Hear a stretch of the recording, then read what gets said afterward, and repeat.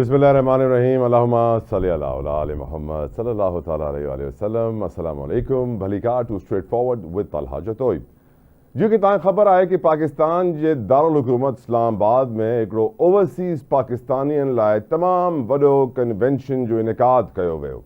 इन कन्वेंशन हिन करे रखियो वियो छो जे करे ओवरसीज़ पाकिस्तानियुनि तव्हांखे ख़बर आहे हिकिड़ो नेगेटिव सेंटिमेंट पायो वेंदो आहे। जॾहिं खां इमरान ख़ान जेल में वियो आहे, PTI वारा जेके ओवरसीज़ पाकिस्तानियुनि जी में हिकिड़ी वॾी तादाद में हुआ, उन्हनि हिकिड़ी कैंपेन बि हलाई ऐं काफ़ी शोर मचायो, जंहिंजे करे पाकिस्तान जो काफ़ी नेगेटिव इमेज दुनिया में वियो।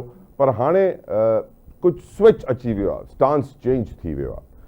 रियासत पाकिस्तान इहो फ़ैसिलो करे वरितो आहे कि हो ओवरसीज़ पाकिस्तानियुनि खे पाकिस्तान जी तरक्की में हुननि जो हिसो ॾींदी, हुननि जा हक़ ॾींदी।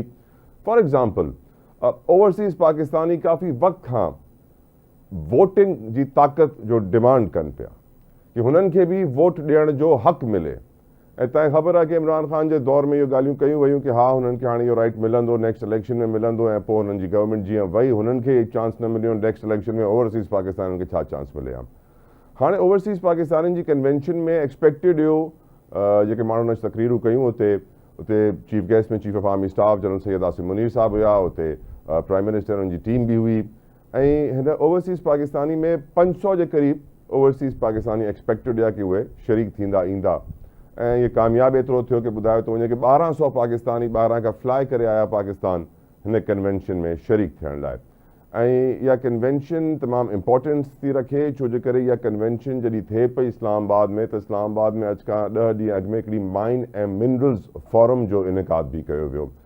यकीनन माइन्स ऐं मिनरल्स यानी असांजा मादनियात जेके ज़मीन जे हेठि ख़ज़ाना मौजूदु आहिनि, जंहिंजी क़ीमत वज़ीर आज़म पाकिस्तान 6000 अरब डॉलर ॿुधाई, 6000 अरब डॉलर, $6 ट्रिलियन। ऐं हिन क़ीमत खे ॿुधंदे हर पाकिस्तानी सोचंदो आहे असांजो त कुल कर्ज़ो ई 200 अरब डॉलर जो, ऐं मिली वञनि त काश असांजो नसीब सुठो थी वञे, कर्ज़नि मां जान छुटे, IMF मां जान छुटे। जो IMF अॼुकल्ह ई पाकिस्तान में आहे, तव्हांखे ख़बर आहे अदलिया सां ई मुलाक़ातूं थो करे करप्शन खे ख़तमु करण लाइ, नैब एंटी करप्शन डिपार्टमेंट्स ऐं ॿियनि ऑफिसरनि सां बि मुलाक़ातूं थो करे। अलाह करे उहो करप्शन त ख़तमु करण में कामयाबु थिए, इहा मुंहिंजी दुआ ज़रूरु आहे। बट ओवरसीज़ पाकिस्तानी जी कन्वेंशन, माइन्स एंड मिनरल्स जी इहो फॉरम जो इनकाद, इहे सभु का शइ इन करे पई थिए छोकी पाकिस्तान में फॉरेन इन्वेस्टमेंट क्लाइमेट वधाइणी आहे। ऐं हिन खे वधाइण लाइ असांजा इदारा, असांजा मुल्क जा ताक़तवर माण्हू सभु गॾिजी विया आहिनि ऐं यकीनन SIFC जे अम्ब्रेला जे अंडर इहो सभु एक्शन थियनि पिया। असांखे इहो बि यादि रखणु घुरिजे कि कुझु वक़्तु अॻु में असांजे चीफ ऑफ आर्मी स्टाफ सां कल्ह जे ॾींहं जी ख़बर आहे कि चीफ ऑफ आर्मी स्टाफ सां अमेरिकन कांग्रेसमैन जैक बर्जमैन जी बि मुलाक़ात थी आहे ऐं उहे बि माइन्स एंड मिनरल्स में इंट्रस्टेड आहे। उहे ई कांग्रेसमैन आहिनि जंहिं अॼु खां कुझु वक़्तु अॻु में एक्स ते यानी ट्विटर ते इमरान ख़ान जे हक़ में ट्वीट बि कयो ऐं हाणे हो आर्मी चीफ सां मुलाक़ात बि कनि पिया ऐं ॿुधायो थो वञे कि उहे माइन्स एंड मिनरल्स में इंट्रस्टेड आहिनि। ऐं व्यूअर्स, तव्हां सां गॾु मां हिकिड़ी हेडलाइन शेयर करणु चाहींदुमि, हिकिड़ी इंटरनेशनल अख़बार जी वॉशिंगटन पोस्ट जी इहा हेडलाइन आहे, जंहिंमें ॿुधायो थो वञे, सॉरी इंडिपेंडेंट वॾो मशहूरु हिकिड़ो इदारो आहे इंटरनेशनल, हुनजी इहा हेडलाइन आहे, after Ukraine Trump is now eyeing Pakistan's rare minerals. त इंटरनेशनल मीडिया में ये ॻाल्हियूं रिपोर्ट थियनि थियूं कि अमेरिका अॻु में यूक्रेन जे मादनियात ते नज़र रखी वेठो हुयो जो बाइडन, कि उहे माइन्स ऐं मिनरल्स जेके यूक्रेन में आहिनि उहे हुननि खे मिलंदा, हुननि जी डील थियल हुई। पर हाणे ट्रंप एरा में यूक्रेन खां नज़र अची वई आहे पाकिस्तान ते। पाकिस्तान में जेके मादनियात आहिनि हुन में अमेरिका इंट्रस्टेड आहे ऐं जंहिंजे करे कांग्रेसमैन जैक बर्जमैन जी मुलाक़ात चीफ ऑफ आर्मी स्टाफ सां बि थी। उहे ई जैक बर्जमैन जेको इमरान ख़ान जी रिहाई लाइ अॻु में ट्वीट कंदो, हाणे मुलाक़ातूं करे थो, हाणे का अहिड़ी ट्वीट नथो करे।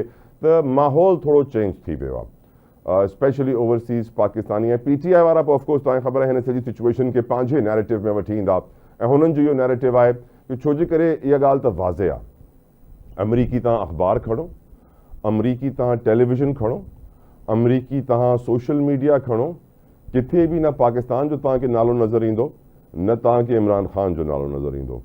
पर तव्हां अगरि अमरीकी कांग्रेस जी ॻाल्हियूं कयो त उते तव्हां वरी इहे करारदादूं था ॾिसो, कॾहिं ही कांग्रेसमैन थो खणी अचे, कॾहिं हू कांग्रेसमैन थो खणी अचे ऐं उन्हनि जो डिमांड आहे कि पाकिस्तान में साफ़ शफ़ाफ़ इलेक्शन्स थियनि ऐं जेके इलेक्शन थिया आहिनि उहे सही न थिया आहिनि ऐं इमरान ख़ान खे जेल मां कढण जे लाइ माहौल साज़गार यानी ठाहियो वञे। त हिन सिचुएशन सां वाज़े थो थी वञे त ओवरसीज़ पाकिस्तानी जेको प्रेशर बिल्ड पिया कनि अमेरिका में ऐं पोइ इहो टैरिफ वॉर बि शुरू थी वई, ट्रंप एडमिनिस्ट्रेशन अची वई, जंहिंखां पोइ हाणे असांजे मुल्क जी रियासत, असांजे मुल्क जे इदारनि, असांजे मुल्क जे ताक़तवरनि माण्हुनि इहो फ़ैसिलो कयो आहे कि असां ओवरसीज़ पाकिस्तानी जो कॉन्फिडेंस खटंदासीं। अला करे इहो थी वञे, हुननि खे सभु राइट्स मिलनि। त तव्हांखे यादि हुजणु घुरिजे हे काज़ी फ़ाइज़ ईसा साहिब जी गाॾी ते जंहिं PTI वारनि लंडन में हमिलो कयो, चयो वियो कि उन्हनि जा पासपोर्ट्स कैंसिल थींदा, उन्हनि जा NIC कैंसिल, जेको बि डॉक्यूमेंटेशन उन जा पाकिस्तान खां जुड़ियल आहिनि उहे कैंसिल थींदा, ऐं पोइ शायदि थी विया ऐं पोइ वापसि उन्हनि खे ॾेई छॾिया विया, उहो कैंसिल न कया विया।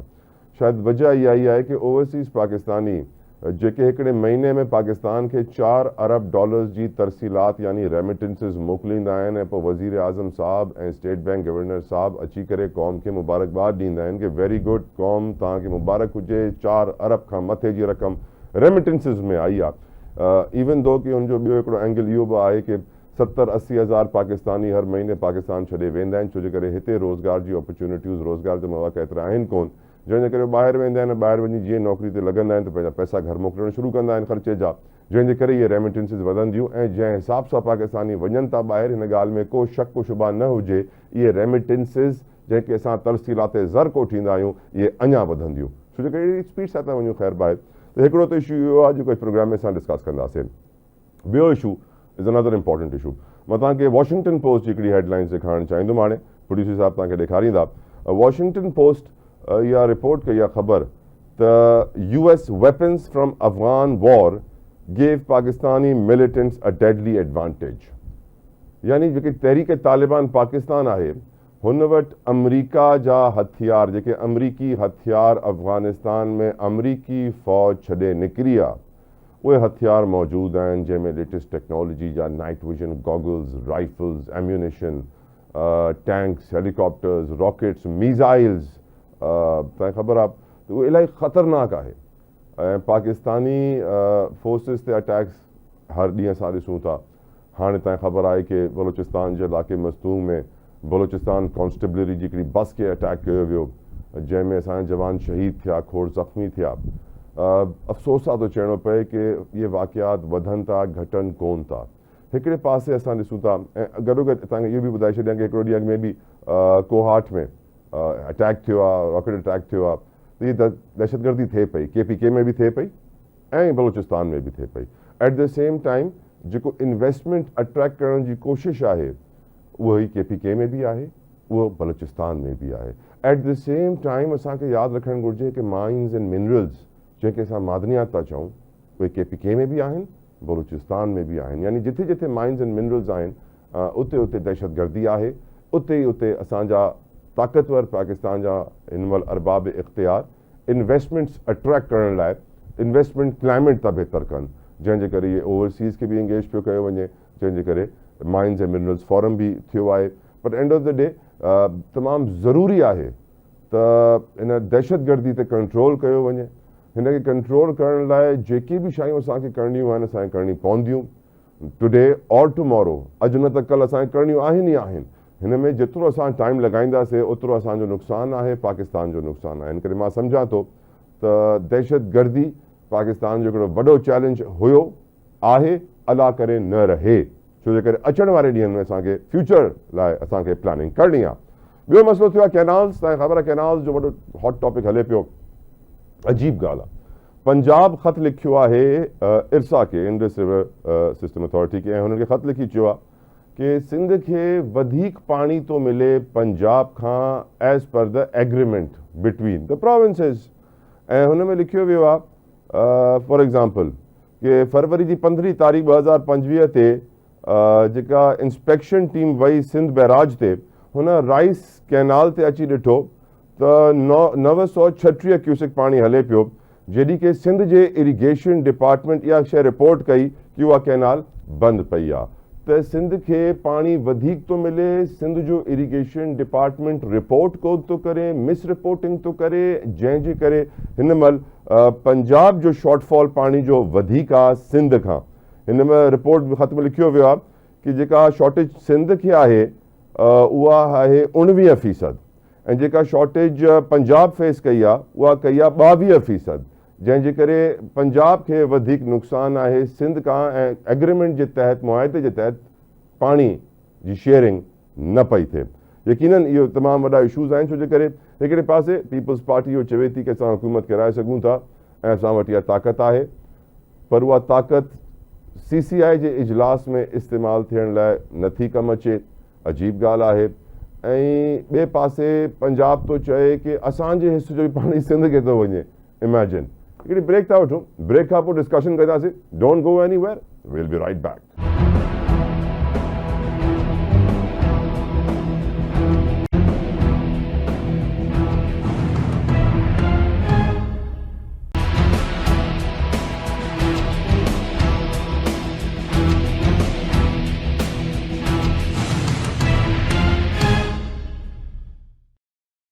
Welcome back viewers. डिस्कशन का आगाज करेंगे। मेरे साथ मौजूद हैं पाकिस्तान तहरीक इंसाफ के रहनुमा एडवोकेट अहमद अवैस साहब। Thank you so very much Ahmed साहब आपकी कीमती वक्त के लिए। सर जज़ाकल्लाह खैर। पहला सवाल जो आपसे पूछना चाहूँगा, सर हमने कुछ दिनों पहले एक माइंस एंड मिनरल्स फोरम के इनेकाद का देखा, इस्लामाबाद में 2 रोज़ा कॉन्फ्रेंस हुई।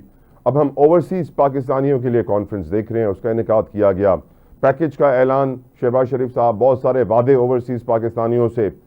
मेरा सवाल आपसे पहला यह है कि एकदम से ओवरसीज पाकिस्तानीज इतने इंपॉर्टेंट क्यों हो गए, जिनके पहले शायद पासपोर्ट कैंसिल करने या शनाख्ती कार्ड कैंसिल करने, फॉर एग्जांपल जिन्होंने काजी फायदी साहब पे हमला किया था, फिर उनके वो कैंसिल नहीं हुए, उनको माफ कर दिया गया। एकदम से माहौल बदल सा कैसे गया, मौसम बदल कैसे गया अहमद अवैस साहब? देखिए बहुत सारे रीजन हैं इसके लिए।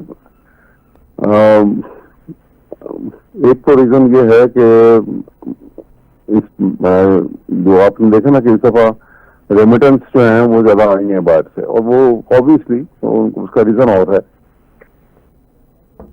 लेकिन मेन चीज जो है ओवरसीज पाकिस्तानियों का और इनका हमारा यहाँ पे इस हुकूमत के साथ मेन रीजन ये है कि ये एक लोगों के अंदर बदएतमादी है, इंतहा हद तक बदएतमादी है, बहुत मल्टीपल रीजन। और वो बदएतमादी जो है वो उस वजह से अब ये जो है ये अवॉइड भी कर रहे हैं कि वो उसके कन्वेंशन और ये चीजें करेंगे, तो यहाँ पे सूरत हाल बिल्कुल मुख्तलिफ होगी जब यहाँ तक गैदरिंग हो जाएगी। तो कुछ लोगों की राय आपसे मुख्तलिफ है अहमद अवैस साहब। वो कहते हैं कि अमेरिका के टेलीविजन पे, अमेरिका की अखबार में, अमेरिका के सोशल मीडिया में ना आपको PTI मिलेगा, ना पाकिस्तान, ना इमरान खान, लेकिन अमेरिका की कांग्रेस के अंदर आपको पाकिस्तान के हवाले से करारदादें मिलेंगी, इमरान खान की रिलीज के लिए बातें मिलेंगी, आवाज़ उठती हुई सुनाई देंगी। अब फॉर एग्जाम्पल सर, जो कांग्रेसमैन जैक बर्जमैन है, जिन्होंने चीफ ऑफ आर्मी स्टाफ से मुलाकात भी की और माइंस एंड मिनरल्स में अपनी इंटरेस्ट से उन्हें आगाह भी किया कि हम इंटरेस्टेड हैं, और ये वही कांग्रेसमैन हैं जो पहले ट्वीट करते थे इमरान खान के हक में। अब कोई उनकी तरफ से ऐसी बात नहीं हो रही है। और एक और इंटरनेशनल प्लेटफॉर्म है सर, इंडिपेंडेंट, उसने ये रिपोर्ट किया है कि ट्रंप की आंखें भी अब पाकिस्तान के मादनियात पर हैं यूक्रेन के बाद सर, जिसकी वजह से अब माहौल साजगार बनाया जा रहा है कि इन्वेस्टमेंट क्लाइमेट, इन्वेस्टर कॉन्फिडेंस बेहतर हो सके। इस पे आप क्या कहेंगे? देखिए ये जो इंटरनेशनल पॉलिटिक्स में उनके अपने इंटरेस्ट होते हैं ना, गवर्नमेंट्स के, अमेरिका के अपने इंटरेस्ट हैं, और उस इंटरेस्ट के पेश नजर जो पाकिस्तान के जो रिलेशन है चाइना के साथ, वो अमेरिका का, अगर आपने वो किताब देखी हो, वो डैनियल की जो आई थी जिसमें उसने नो एग्जिट फॉर पाकिस्तान लिखा था, टाइटल है किताब का, उसमें भी उसने इन बातों को डिस्कस किया हुआ और कहा है कि अमेरिका का एक इंटरेस्ट ये है कि Pakistan 43 region, nuclear Pakistan, strong arm forces का पाकिस्तान, और थर्ड के सिविल मिलिट्री ब्यूरोक्रेसी चाइना की जो है उससे क्लोज रिलेशन पाकिस्तान के, इसलिए अमेरिका जो है उसको इग्नोर नहीं कर सकता।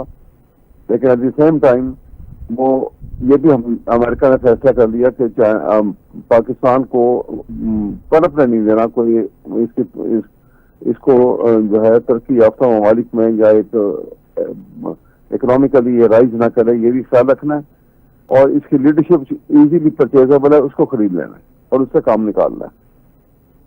तो यही इसी पॉलिसी पे बेसिकली वो अमल कर रहे हैं और चल रहे हैं। और इस वक्त जो ये माइन वगैरह का सिलसिला आया है, तो वो तो अमेरिका पे इसके ऊपर लगा हुआ है।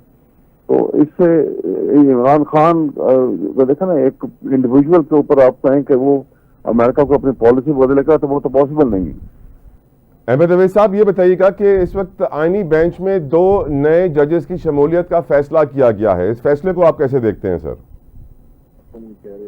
देखिए, जिस अंदाज में जजेस को लाया जा रहा है और आईनी बेंच की तादाद को बढ़ाया जा रहा है, ये मैं जैसे पहले भी अर्ज कर चुका हूँ कि पाकिस्तान के ये आइन के अंदर जो 26वीं तरमीम आई है, ये सारी अमेंडमेंट, इनको सामने रखें तो अब जजेस हैं, दे जुडिशरी, चाहे वो सुप्रीम कोर्ट है या वो हाई कोर्ट हैं, they are directly under the thumb of the executive government.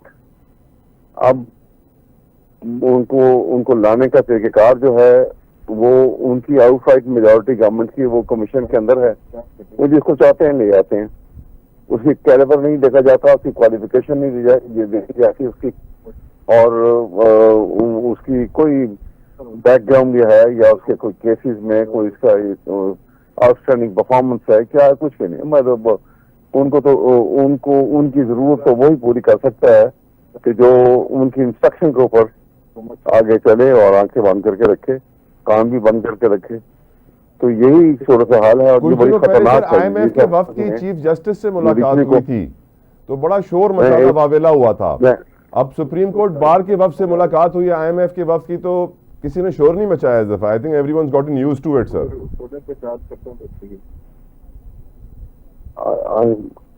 किस बात का जी, सॉरी क्या कह रहे हैं? IMF के वफ्द की मुलाकात सर सुप्रीम कोर्ट बार के वफ्द के साथ, पहले तो बड़ा शोर मचा था जब चीफ जस्टिस से मुलाकात हुई थी, अब किसी ने शोर नहीं मचाया सर। अजीब बात नहीं है? तो बात बिल्कुल आप तो सही फरमा रहे हैं कि बात यह है कि अब हर एक बात, अब तो ये हो गया ना, पहले एक बात बड़ी अचंबा लगी थी ना, कि अजीब सी बात लगी थी कि जुडिशरी एक चीफ जस्टिस जो है वो क्यों मिल रहा है, और अब जब ये नए मामला सामने आ चुके हैं कि अब तो पार्ट ऑफ एग्जीक्यूटिव है, अब तो जुडिशरी जो है it has lost its independent position, part of executive बन गई है। तो इसलिए वो हर एक को ये महसूस हो रहा है। दूसरा ये कि इन्होंने जो पॉलिटिकल सेल खोल दी है इसके अंदर, पाकिस्तान बार काउंसिल के अंदर भी, और वो भी एक ग्रुपिंग करके आप जो है वो इंटेलिजेंस डिपार्टमेंट के थ्रू कह लीजिए या गवर्नमेंट के अपने मुख्तलिफ जो स्टेट मशीनरी को जब किसी काम के लिए इस्तेमाल करना होता है, तो इसका ओवरऑल नुकसान तो वो नहीं ख्याल करते हैं। दे डोंट केयर कि पाकिस्तान को नुकसान क्या होगा और पाकिस्तान किन हालात में सोसाइटी फ्लरिश कर सकती है और किन हालात में ये तबाह हो जाएगी, ये उनका सरदर्द नहीं है। वो तो उनका अपनी नाक से आगे नहीं देख सकते। अपने टेन्योर को और जो माल में जो खाना पीना है, जितना आपने अभी देख लिया कि शहबाज शरीफ जो है अपनी पूरी फैमिली और नवाज शरीफ के साथ किस तरीके से वो मरीम नवाज को भी साथ लेके और वो ऐसे हो रही और वो सैरें हो रही हैं, कभी गवर्नमेंट लेवल के ऊपर, गवर्नमेंट एक्सचेकर के ऊपर कभी आपने कभी ऐसे देखा है?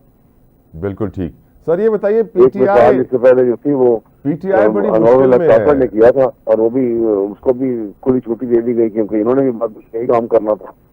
बिल्कुल ठीक सर। पीटीआई के अंदर बहुत सारे लोग इनफरादी हैसियत में बहुत कुछ करना चाहते हैं, मुलाकातें करते हैं, एस्टैब्लिशमेंट से राब्ते करते हैं, मुज़ाकरात करते हैं, इमरान खान तक पहुँचते हैं, पैगाम पहुँचाते हैं। आज़म स्वाति के लिए कहा गया कि वो इनफरादी नौयत में काम कर रहे थे। फिर हम देखते हैं अंदर एक आतिफ खान वर्सेस अली अमीन गंडापुर का मामला भी है। पीटीआई वाले मुलाकात भी नहीं कर पा रहे हैं, खान को कहा जा रहा है दूर रखा जा रहा है उनसे, और फिर कहा जाता है कि पीटीआई वाले कहते हैं कि वो फैसले तभी करेंगे जब इमरान खान से मुलाकात होगी माइंस एंड मिनरल्स बिल के मुतालिक। पीटीआई की हालात अंदरूनी तौर पे अहमद साहब इस वक्त क्या हैं, और अगर इसी तरह इमरान खान से दूर रखा गया पीटीआई को मजीद, तो क्या हालात मजीद खराब हो जाएंगे? यह फरमाया कि इस वक्त जो है एजेंसी जो है वो इसी टास्क के ऊपर लगी हुई हैं कि इमरान को और इनके दरमियान में एक बड़ा एक खलीज पैदा कर दी जाए और उसके कम्युनिकेशन जो है उसको भी मुश्किल बना दिया जाए, और इस तरह से जो नई लीडरशिप उभर रही है वो काबिलियत भी नहीं है उनके अंदर कि वो हालात को देख के एक बड़े फैसले कर सकें और मुस्तकबिल के लिए कोई अच्छा लाएअमल भी तैयार कर सकें। और इसी का बेनिफिट जो है, इसी का फायदा ये हुकूमत और उनकी एजेंसी जो है वो ले रही हैं। और ये देखते कि इसका नुकसान क्या है। देखिए बात यह है कि ये बहुत एक समझ लीजिए कि शॉर्ट रन प्रोसेस है जिसके अंदर ये वाक़या हो रहे हैं और ये ऐसा करके खुशी महसूस कर रहे हैं। लेकिन होगा ये कि कुछ थोड़ा सा वक्त गुजरेगा तो एक बड़ी तादाद जो है, जो लाइन लोगों की, ये इवेंचुअली बाहर निकलेंगे और इनको पीटीआई भी के लोग भी उस वक्त हो जाएंगे। और ये आज की जो इन्होंने एक फियर क्रिएट किया हुआ, पर्टिकुलरली जो पंजाब में था, उसके साथ दूसरी ताकतें जन्म ले रही है। मसलन आपने देखा कि दे नेवर रियलाइज कि ये इन्होंने समझा था कि सब कंट्रोल हो गया और इन्होंने 10 लाख एकड़ का वो प्रॉपर्ट फार्मिंग का एग्रीमेंट करके और उसके बाद वो 6 नहरों की वाली बात कर ली और सोचा कि इसके ऊपर कोई नहीं बोलेगा। लेकिन आपकी सिंध की तरफ से जो आवाज उठी, इतनी भरपूर और इतनी ताकतवर आवाज है वो, क्योंकि मैं खुद वो अभी उसमें कन्वेंशन जो वकरा की हुई थी उसमें पार्टिसिपेट करने गया था और मेरी भी वहां पे स्पीच खुद मैं बोला वहां पर। तो मैंने वहां जो जोश जज्बा देखा है और उस जोश जज्बा के पेश नजर पीटीआई के पीपल्स पार्टी के पास भी कोई और अब रास्ता नहीं है कि उन लोगों की आवाज के साथ आवाज मिलाए जो हारी हैं, जिस तकलीफ में है। और सर पंजाब ने भी इरसा को खत लिख दिया है और कहा है कि सिंध को उसके हिस्से से ज्यादा पानी दिया जा रहा है और सिंध का इरिगेशन डिपार्टमेंट गलत रिपोर्ट्स दे रहा है। उनके पास पानी ज्यादा है लेकिन वो रिपोर्ट कम की देते हैं। उन्होंने कंप्लीटली एक नया नैरेटिव बनाने की कोशिश की है। ये हाँ जी, वो तो देखें, वो तो ऐसा ही है ना। आप देखें, ये ये फैब्रिकेट करने के मामलात को और झूठी स्टेटमेंट देने के माहिर हैं। मतलब आपको एक मिसाल देता हूँ। इन्होंने कहा, जब ये शोर मचा, इन्होंने कहा कि नहीं हमने तो सिंध के पानी को तो इस्तेमाल ही नहीं किया, हम तो सतलुज का पानी जो है वो 6 नहरें उसमें से निकालेंगे जी। लेकिन अब कोई उनको कौन बताए। और ये प्राइम मिनिस्टर, क्योंकि ये तो झूठ बोलने के मेरे ख्याल में पीएचडी हैं, आप अंदाजा लगाइएगा कि दरिया सतलुज का पानी जो है, रावी, सतलुज और ब्यास का पानी तो इंडस वाटर ट्रीटी में इंडिया ले चुका है। वो वहां पे वो एक कतरा पानी नहीं छोड़ते। स्वाय इसके जब मानसून का बड़ा हैवी फ्लड आ जाए तो वो उस वक्त वो पानी थोड़ी देर के लिए छोड़ देते हैं। वो इस्तेमाल नहीं हुआ। आप सतलुज को जाके देखें और भावलपुर तक तो सतलुज है ही, नजर ही नहीं आता, पानी कोई नहीं है। जो और ये माइंस और मिनरल्स बिल में केपीके में पॉलिटिक्स क्यों हो रही है सर? हाँ जी, केपीके में माइन एंड मिनरल्स बिल के ऊपर पॉलिटिक्स क्यों हो रही है? इसलिए हो रही है कि वो एक अट्रैक्शन पैदा की जा रही है ना। ये नई पॉलिटिक्स जो हो रही है जी, उसमें ये एक अट्रैक्शन पैदा की जा रही है कि अमेरिका जो मिनरल नेचुरल रिसोर्सेज के ऊपर इस वक्त बड़ा जो है वो एक उसकी बड़ी जिसे कह लीजिए कि वो seems to have lust for such natural resources. और वो जिसमें यूक्रेन के साथ जिस तरह उसका एटीट्यूड है और यहाँ पाकिस्तान के अंदर भी जो मामला सामने आए हैं कुछ हैं, तो ये अट्रैक्शन और इसके ऊपर फौरन जो है, आपको पता है कि एस्टेब्लिशमेंट का वहां जाके साथ बैठना, इसका मतलब है कि जहाँ पे रिसोर्सेज वाली बात और जहाँ पे भी एक बड़ा समझ लीजिए कि जहाँ से पाकिस्तान का बहुत बड़ा इनकम का फायदा हो सकता है, बहुत ज्यादा एसेट्स जो हैं उससे हमारे जो है हमारा जीडीपी में इफेक्ट आ जाता है, हमारे पर कैपिटल इनकम के ऊपर इफेक्ट आ सकता है। तो वहाँ फौरन हमारे चीफ ऑफ स्टाफ साहब वहाँ मौजूद होते हैं। तो ये मामला जो हैं ये भी आपको बताऊंगा कि शॉर्ट लिस्ट है, क्योंकि एज ए नेशनलिस्ट के बाद मैं देखता हूँ इन मामला को, तो ये एक बहुत बड़ा टकराव की तरफ जा रहे हैं। आप देखिए कि ये इतना खतरनाक किस्म का टकराव पैदा हो जाएगा कि जो शायद ही किसी मुल्क में दुनिया के कभी ऐसा हुआ होगा कि अपने ही अवाम ने अपनी ही मजबूत ताकतवर फौज तैयार की हो, फख्र महसूस करते हो उनको देख के, और उसी फौज के हाथों वो एक सिचुएशन ऐसी क्रिएट हो जाए कि उन्हीं जो हीरोज हैं उनको विलन की शक्ल में देखने लग जाए, तो इससे बड़ी बदबख्ती किसी मुल्क की क्या हो सकती है। बिल्कुल, बहुत बहुत शुक्रिया, बहुत बहुत शुक्रिया एडवोकेट अहमद अवैस साहब सर, आपकी कीमती वक्त के लिए जज़ाकल्लाह खैर। व्यूअर्स, ब्रेक आउट हूँ, ब्रेक पर डिस्कशन रखते हुए don't go anywhere, will be right back.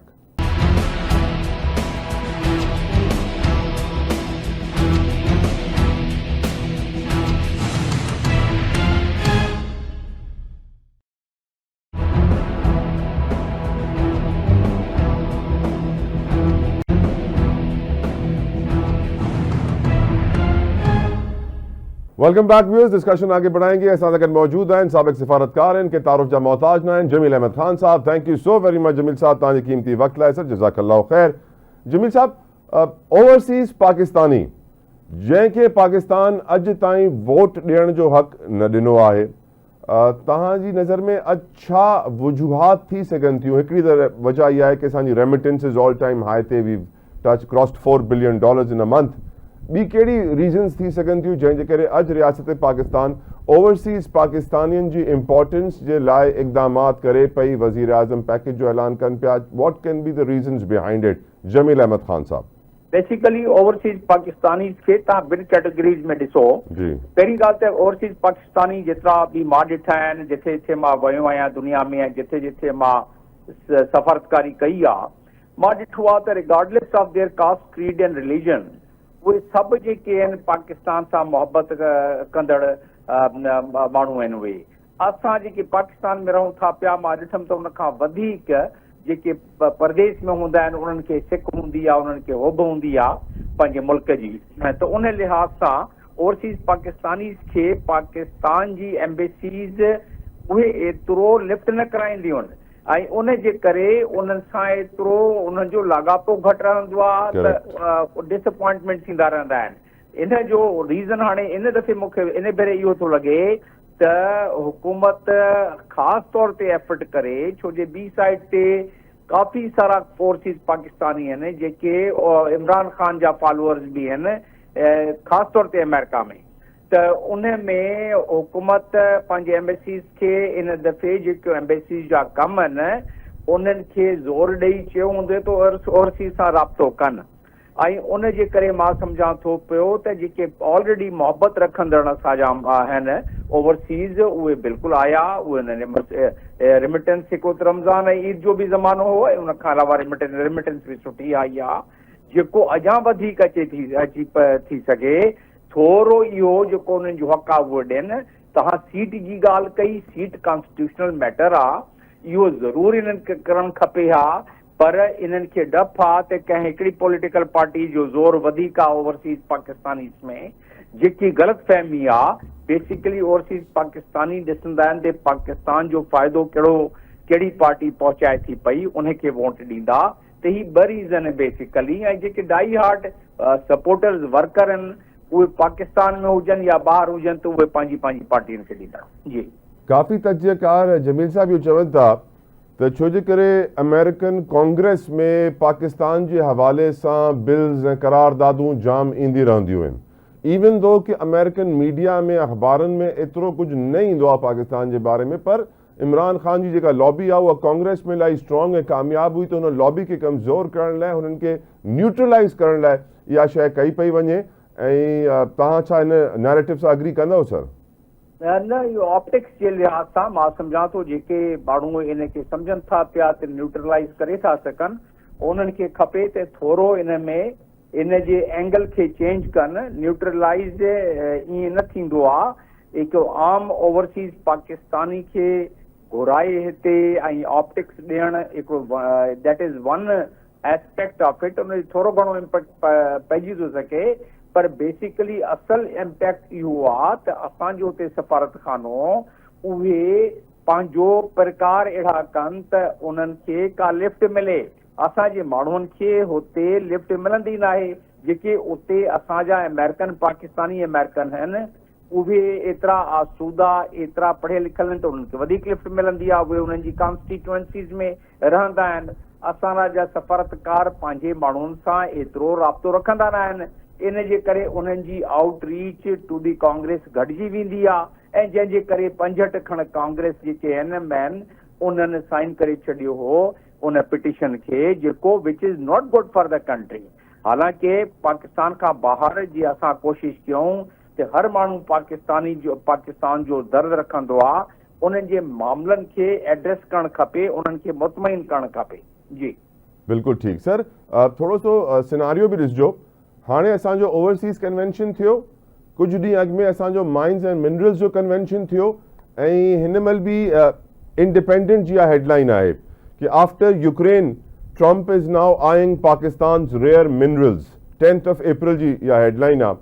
ऐं असांखे इहो बि ख़बर आहे त कांग्रेसमैन जैक बर्जमैन जेके आहिनि अमेरिका जा, हुननि दौरो कयो आहे पाकिस्तान जो। उहो ई कांग्रेसमैन जमील साहब जेको इमरान ख़ान जे हक़ में अॻु में ट्वीट कंदो हो, उहो हाणे पाकिस्तान जो दौरो करे थो, सभिनीनि सां मिले थो, माइंस ऐं मिनरल्स में पंहिंजी इंट्रस्ट शो थो करे, ऐं ॿुधाए थो वञे कि अमेरिका जेको आहे कंदो कान का इन्वेस्टमेंट, हुननि खे खपनि इहे माइंस ऐं मादनिया जेके पाकिस्तान जा ख़ज़ाना आहिनि।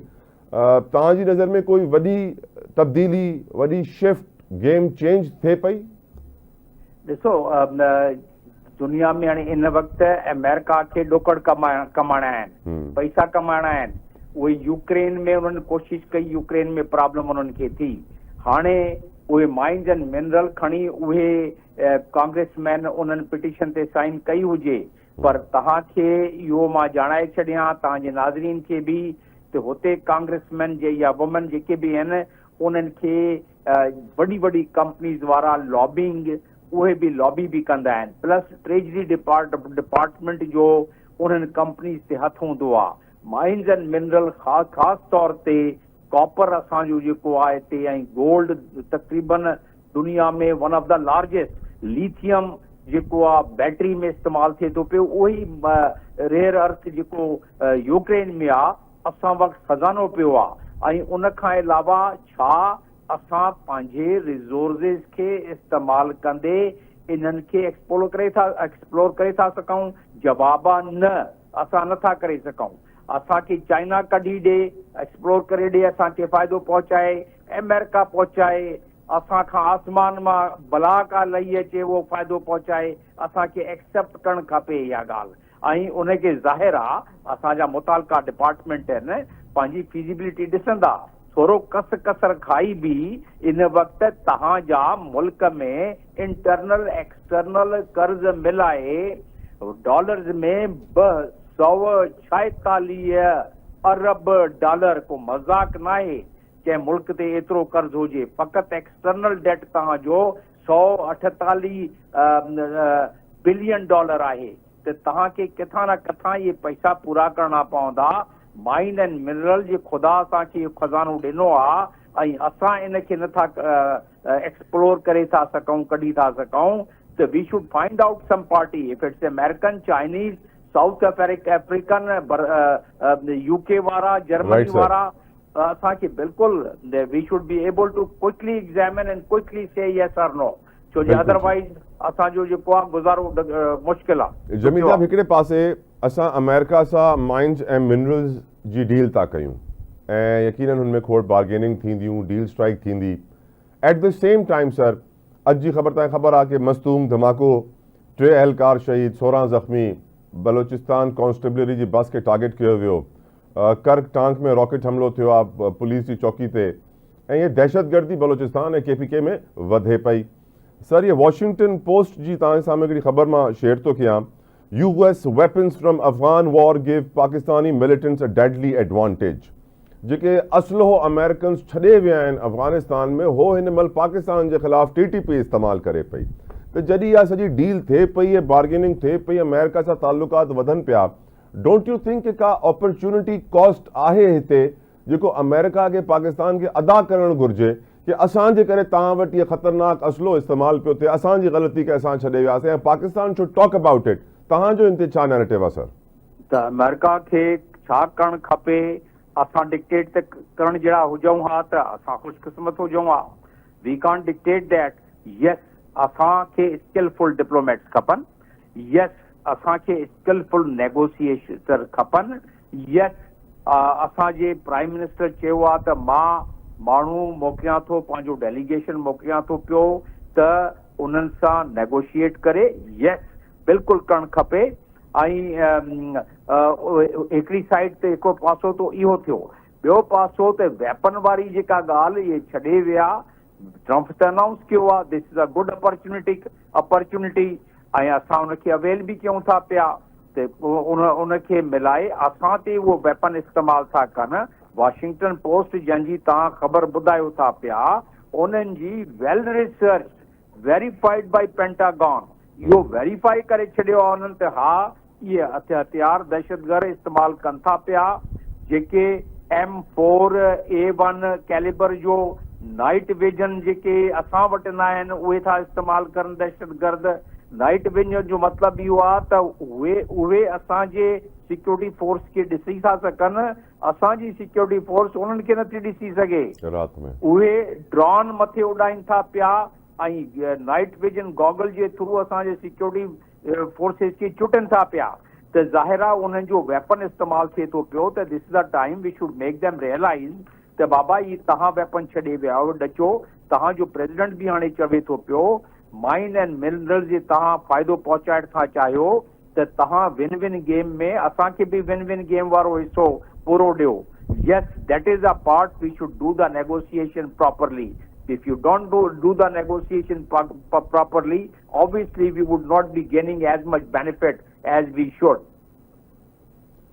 सर हिकिड़ो आख़िरी सवाल, कैनाल्स जे मामले ते अॼु पंजाब हिकिड़ो नओं एक्शन कयो आहे सर। हुननि इरसा खे ख़त लिखियो आहे, चयो आहे कि सिंध खे वधीक हिसे जो पाणी थो मिले, असांखां वधीक थो मिले, असांजी शॉर्टेज 22% आहे, सिंध जी 19% आहे, एग्रीड अमाउंट खां वधीक उन्हनि खे पाणी थो मिले ऐं इहो सही कयो वञे। इरिगेशन डिपार्टमेंट सिंध जो रिपोर्टिंग सही कोन थो करे।